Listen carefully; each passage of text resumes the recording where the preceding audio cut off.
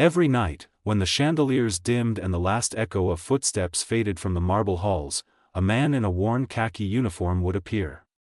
His name tag read David, but no one ever said it out loud. To most, he was invisible, the janitor who swept away the glitter others left behind, but hidden in the golden glow of the hotel lobby stood a black Steinway grand piano, untouched, silent, almost forgotten. And to that piano, David wasn't a janitor. He was a ghost from another life, a man who once made the world listen. When no one was watching, he would lift the piano lid, brush the dust from the ivory keys, and rest his trembling fingers upon them. His hands would hover, remembering what it felt like to belong, to create, to matter. Then, with a sigh, he'd step back. Because janitors didn't play Chopin, until one night, a woman noticed. Veronica Langford, sharp, powerful, and feared, the CEO of the luxury chain that owned the hotel. Her diamonds caught the light, her tone could cut glass. When she heard David softly humming near the piano, she smirked. "Do you even know what that is?" He looked up, eyes steady. "Chopin. Nocturne in E-flat major." She laughed. "If you can actually play Chopin," she said mockingly, "I'll marry you." And with that careless dare, she awakened something she didn't understand, a storm of memories, grief, and music buried beneath years of silence. What happened next would change both their lives forever. David's life had once been a symphony, full of promise, applause, and purpose. At 21, he'd been a piano prodigy, trained at a European conservatory, destined for concert halls and orchestras. But life has a way of rewriting melodies. A car crash ended it all, his mother gone, his hands injured, his scholarship revoked. The piano, the stage, the applause, gone in an instant. What remained was silence, heavy and cruel. For years, David drifted. He worked odd jobs, anything to keep a roof over his head. Eventually, he found work as a janitor in a hotel lobby that had once hosted musicians he'd idolized. Now, he mopped their floors. Every night, when the world turned its back, he would drift toward the grand piano like a moth to flame. He never played, not really. Just touched the keys, felt the cold ivory under his fingers, as if to remind himself he was still alive. Then came that night. Veronica Langford, flawless in her white suit, her perfume like sharp winter air, walked in unannounced. She was conducting an inspection, her eyes scanning for flaws.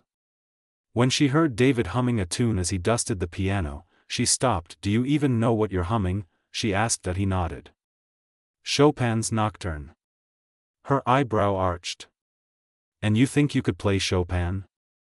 There was no malice in his voice when he replied softly, "Once." She smirked, a cruel glint in her eyes. "If you can play it, I'll marry you." Then she walked away, heels clicking like punctuation marks of mockery. David stood frozen. The words weren't meant to wound, but they did. Yet somewhere beneath the hurt, a spark lit. That night, he didn't go home.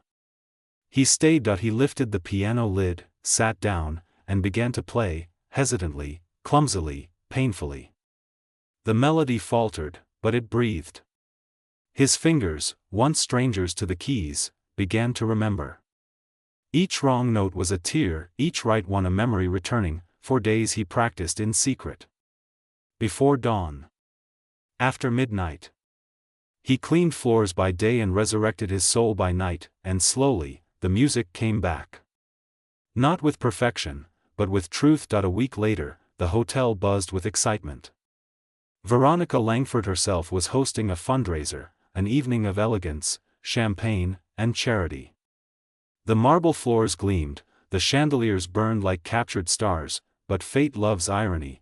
The jazz trio meant to perform called in with food poisoning an hour before the event. The piano sat silent, a centerpiece with no purpose. David saw it as a sign. As the guests mingled, laughter and clinking glasses filling the air, he walked forward, removed his gloves, and sat down. At first, no one noticed. They thought the janitor was moving the piano.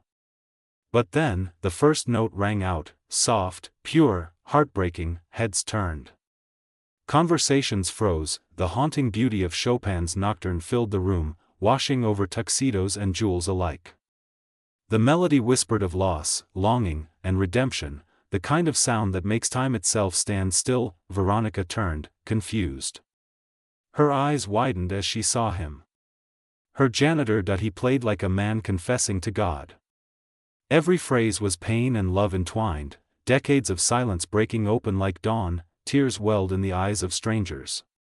Even Veronica, cold, composed Veronica, found her throat tightening. When the last note faded, silence fell, heavy, reverent. Then came applause. First polite, then thunderous, but David didn't bow. He simply stood, placed the cover back on the keys, and walked away. Veronica followed him, her voice trembling. "Why didn't you ever tell anyone?" He turned, his gaze gentle but distant. "No one ever asked." She wanted to say more, to apologize, to explain, to make it right, but no words came. The next morning, the hotel staff gathered. A notice was posted: "David is now the hotel's official pianist." He played every evening from then on. The guests would gather in quiet corners, drinks forgotten, hearts softened. His music became the soul of the place, a reminder that brilliance doesn't vanish, it only waits to be seen again. And Veronica?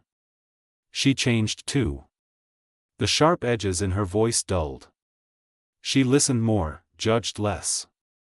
Sometimes, late at night, she would sit near the piano, silent, letting his music speak the words neither of them ever said aloud. It wasn't about marriage, or pride, or redemption anymore. It was about seeing someone, truly seeing them, before the world tells you what they're worth. And if you passed by that hotel years later, you might still hear it, the gentle hum of Chopin drifting from the lobby, played by a man who once cleaned the floors he now filled with music.